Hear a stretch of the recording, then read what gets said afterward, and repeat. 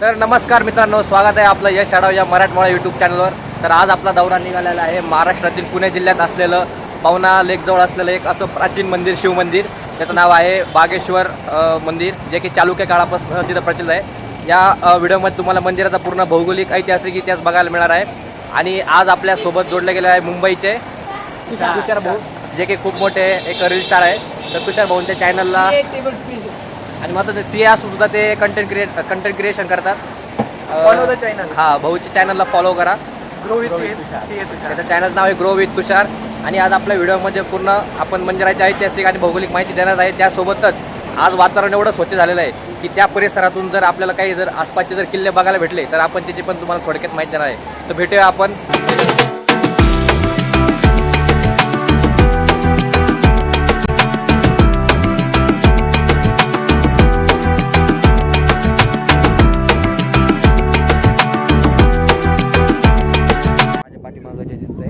तेच आहे आपलं चालुक्य काळातील शिव मंदिर. तर आता आपण मंदिराचं दर्शन वगैरे घेणार आहोत. या व्हिडिओमध्ये तुम्हाला मंदिराची पूर्ण ऐतिहासिक आणि भौगोलिक माहिती बघायला मिळणार आहे. आणि चॅनलवर जर नवीन असाल तर आता सबस्क्राईब करून टाका. वर असल्यामुळे जास्त गर्दीचं प्रमाण वाढलेलं आहे. आणि हे मंदिर बरेचशे महाराष्ट्रातील लोकांना माहीत नव्हतं, पण अलीकडच्या काळामध्ये इंस्टाग्रामवर किंवा फेसबुकवर, यूट्यूबवर याच्या रील्स वगैरे यायला लागल्यात आणि त्याद्वारे हे मंदिर लोकांपर्यंत पोहोचलं. तुम्ही मंदिराची रचना बघू शकता. आता हे मंदिर भरपूर पडक्या अवस्थेत आहे, कारण हे मंदिर जवळजवळ 8 ते 10 महिने पूर्ण पाण्याखाली असतं. त्यामुळं इथं बऱ्यापैकी मंदिराची जी कंडिशन ती ढासळलेली आहे. आणि तुम्ही बघू शकता की सुरुवातीलाच आपल्याला मंदिराच्या पहिल्यांदा एक स्तूप लागतो, एक मोठा स्तंभ लागतो. त्याच्यासमोरच एक नंदी महाराजाची जी मूर्ती छान पद्धतीने कोरली गेलेली मूर्ती तुम्ही बघू शकता. आता आपण मंदिरामध्ये प्रवेश करणार आहे, पण प्रवेश करण्यात तुम्ही माझ्या पाठीमागे मंदिर बघू शकता की हे जो सर्वात पहिल्यांदा आपल्याला दिसतोय तो मंदिराबाहेरचा एक स्तंभ आहे, स्तूप आहे. आणि त्याच्या समोर जी दिसते आपल्याला ती आहे नंदी महाराजांची मूर्ती. पण तुम्ही एक जर नोटीस केला असेल की नंदी महाराजांचे पूर्ण फक्त पाठीचा आकारच जो पहिला आहे, आणि जे वरती ठेवलेलं आहे ते काही कारणामुळे ते पडलं वगैरे असेल. त्याच्यानंतर ते लोकांनी, इथल्या स्थानिक लोकांनी त्याच्यावर दगड वगैरे ठेवून ते नंदी महाराजाला मानेचा आकार वगैरे देण्यात आलेला आहे. आणि जे समोर आपल्याला दिसतं आहे ते आहे जलमय शिवमंदिर आहे. आज गर्दी भरपूर आहे, तेव्हा आपण जर थोडं निवांत दर्शन घेऊया. आणि तुम्ही जर बघितलं मित्रांनो तर मंदिराच्या पूर्ण चारही बाजूंनी तुम्हाला असे छोटे छोटे स्तूप वगैरे स्तंभ किंवा स्तूप दिसून येतील. म्हणजे याच्यावरून समजतं की मंदिराचा हा जो आकार होता किंवा मंदिराच्या सभोवतालचा परिसर हा खूप मोठा होता. त्यासोबतच आपल्याला मंदिराच्या बऱ्याचशा आसपासच्या परिसरात छोट्या देवळा दिसून येतात. आता इथे एक देवळी आहे, त्याच्यानंतर तुम्ही बघू शकता तिथं समोर एक देवळी आहे. अशा प्रत्येक साईडने छोट्या देवळ्या आहे म्हणता येईल, किंवा पडके अवस्थेत खांबाचे स्तूप वगैरे म्हणता येईल. मित्रांनो, जो माझ्या पाठीमाग बघताय तो मंदिराच्या पाठीमागचा भाग आहे. हा जो आहे मंदिराच्या पाठीमागचा भाग आहे. आणि तुम्ही बघू शकता की इथं एक छोटासा दगड आहे, दगडावर एक कोरीव काम झालेलं आहे.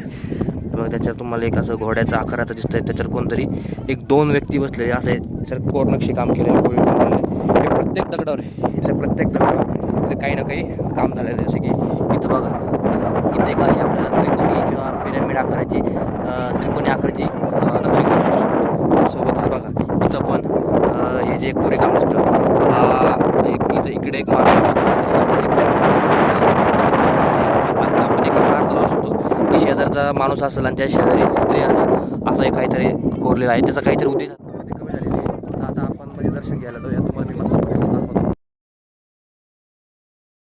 आपल्या समोर जो दिसतोय तो आहे मंदिराचा मुख्य प्रवेशद्वार आहे. वरती तुम्ही बघू शकता की एक वरती छोटीशी गणपतीची मूर्ती आणि त्याच्या खाली एक छोटीशी देवीची मूर्ती. आता तुम्हाला मी तिथे गेला जवळ दाखवतोच, पण हा एक थोडक्यात मंदिराचा प्रवेशद्वार आहे. आणि शेजारीच आपल्या छत्रपती शिवाजी महाराजांचा झेंडा अभिमानाने फडकतोय, जो की नेहमी फडकतच असतो. आणि जर आपण मंदिराची जर रचना बघितली तर ही पूर्ण आपल्याला मंदिराची रचना हेमाडपंथी दिसून येते, जी की ह्या मंदिरात थोडक्यात जरी इतिहास बघितला किंवा ह्या मंदिरात अस्तित्व जवळजवळ 800 ते 1200 वर्षापूर्वी जुनं असं मंदिर आहे असा याचा उल्लेख आहे. आणि याची जी रचना आहे ती हेमाडपंथी रचना आहे. बहुतांश हे यादव काळात मंदिर बांधलं गेलं असावं असा याचा उल्लेख मिळतो.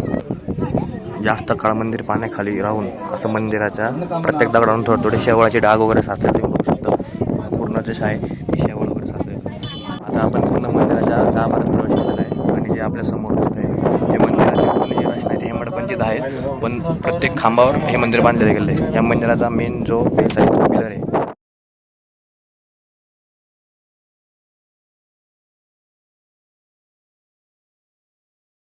आपण मंदिराच्या मेन गाभाऱ्यात प्रवेश करणार आहे. तर मंदिराच्या गाभाऱ्याच्या बाहेरच एक श्री गणेशांची मूर्ती आपल्याला दिसून येते. ही पूर्ण पुरातन काळातली मूर्ती आहे आणि मंदिराच्या गाभाऱ्यात एका वेळेस फक्त 7 ते 8 जण जाऊ शकतात.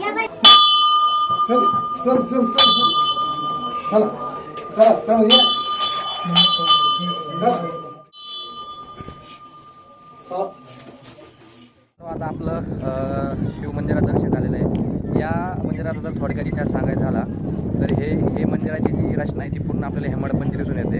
आणि मंदिराचा जर तुम्ही बघितलं की मंदिर जवळजवळ 800 ते 1200 वर्ष जेवढं जुने मंदिर आहे.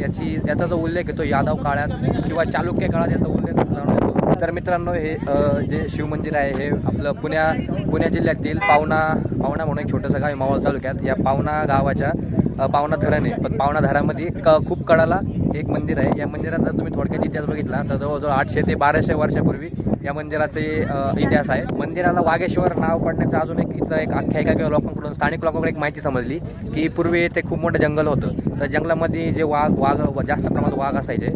तर इथं आणि भगवान शंकरांनी इथं तपस्या पण केली होती. तर म्हणून वागेश्वर, ईश्वर म्हणजे भगवान, म्हणून वागेश्वर असं नाव या मंदिराला पडलेलं असे एक स्थानिक लोकांकडून माहिती मिळाली. आणि तुम्ही जर बघितलं तर हे शिवमंदिर जवळजवळ पूर्ण 7 ते 8 महिने पूर्ण पाण्याखाली असतं आणि नंतर फक्त एप्रिल, मार्च आणि मेच्या काही दिवसांमध्ये हे मंदिर आपल्याला दिसू लागतं. म्हणून येथे भक्तांची मोठ्या प्रमाणात गर्दी होते आणि पूर्ण जास्त काळ पाण्याखाली असल्यामुळे या मंदिराला जलमय शिवमंदिर असं पण म्हटलं जातं. तर मित्रांनो, तुम्हाला एक प्रश्न पडला असेल की हे शिवमंदिर पाण्याखाली का गेलं. तर याचा एक अजून छोटासा इतिहास आहे. 1970च्या काळात जेव्हा आपल्या समोर हे दिसतंय हे पूर्ण पावणा जलाशय आहे. आता इकडं मागं पाणी कमी आटल्यामुळं पाणी कमी झालेलं आहे. पण हा पूर्ण जो आहे तो पावणा धरणाचा पाणलोट क्षेत्र आहे. तर 1970च्या काळात पावणा धरण बांधण्यात आलं. तर इथं जवळजवळ भरपूर गावं पाण्याखाली गेली होती. तेव्हाच हे मंदिर पाण्याखाली गेलेलं. मंदिर खूप जुनं आहे तसं. पण 1970च्या काळात जे धरण बांधलं तर धरणाच्या पाणी वाढल्यानंतर ते मंदिर पाण्याखाली जातं. त्यासोबतच जर आपण मंदिराची रचना बघितली तर मंदिराची रचना ही पूर्ण हेमाडपंथी आहे. मंदिराला जवळजवळ काळ्या दगडांचा वापर झाला आहे. त्यासोबत चुन्याचा वापर पण मंदिराला करण्यात आलेला आहे. आणि जर मित्रांनो वागेश्वर नावाची जर तुम्ही एक छोटीशी कथा बघितली तर पूर्वी इथं खूप मोठं जंगल होतं आणि त्या जंगलामध्ये वाघांचा खूप मोठा संचार होता. वाघ आणि ईश्वर म्हणून येथे भगवान शंकराला वागेश्वर या नावाने पुढं जाऊ लागलं. असा एक थोडक्यात या वागेश्वर नावाची एक छोटीशी कथा आहे. तुम्ही जर मंदिराची अवस्था जर बघितली तर मंदिराची अवस्था पूर्ण ही भग्न झाली दिसून येते. तरी पण जे मुख्य शिवलिंग आहे ते मुख्य शिवलिंग आहे त्या अवस्थेत अजून आहे. आता की जे काही छोटे खांबावर जे नक्षीकाम आहे ते नक्षीकाम बी जरा भग्न अवस्थेत झाले दिसून येते. मुख्य शिवलिंग अजूनही चांगल्या अवस्थेत असल्यामुळे इथे गावकरी नित्यनेमाने पूजावर करतात आणि महाशिवरात्रीला इथं खूप मोठी जत्रा वगैरे भरते किंवा भरपूर मोठी पूजा केली जाते असं आपल्या इथं स्थानिक गावकऱ्यांना समजलेलं आहे. आणि मित्रांनो, तुम्ही जर बघितलं तर इथलं स्थानिक लोकांशी या मंदिराशी एक विशिष्ट भावना जोडलेली आहे. कारण त्यांचं असं म्हणणं आहे की गाव जरी आमचं पाण्याखाली गेलं असलं तरी आमचं भगवान शंकराचं मंदिर अजून आमचं उभं आहे. तुम्ही हे जे छोटे वगैरे बघताय असं मला इथं स्थानिक पर्यटक त्यांच्यामुळे समजलं की बांधत असताना तुम्ही तुमची काही इच्छा असेल किंवा म्हणत असेल ती मनात ठेवायची आणि ती पूर्ण होते.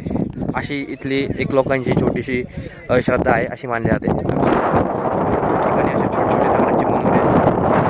आता आपण ज्या शिवमंदिराजवळ उभा आहे, आपल्या पाठीमागे जे शिवमंदिर आहे तिथून काही किल्ल्यांचं दर्शन होतं. तुम्हाला मी एक पद्धतीने किल्ले दाखवतो. आपल्या जो समोर आहे तो आहे तुंग किल्ला.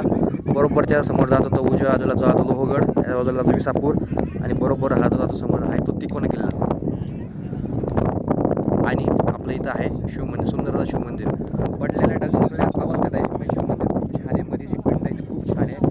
लोक इथे दरवर्षी हजारो संख्येने लोक इथे येतात. आणि आपल्याला जो समोर दिसतोय तो असा आपला आहे तो पावणा जलाशय. आता पाणी पूर्ण कमी झाल्यामुळे पाणी सध्या नाही आहे, पण पुढच्या भागात पाणी वगैरे भरपूर आहे. पण जसा पावसाळा होईल तसं पूर्ण हे जे मंदिर आहे हे पूर्ण पाण्यात. जर मित्रांनो तुम्हाला या वागेश्वर मंदिरात दर्शन घ्यायला यायचं असेल, जर तुम्ही पुण्यावरनं यायचं नियोजन करत असाल गाडीवरनं तर तुम्हाला 2 रस्ते, एक हिंजेवडी मार्गे तुम्ही येऊ शकता तोड मार्गे, आणि जो दुसरा रस्ता आहे तो सोमटणे फाटा तोड मार्गे तुम्ही येऊ शकतात.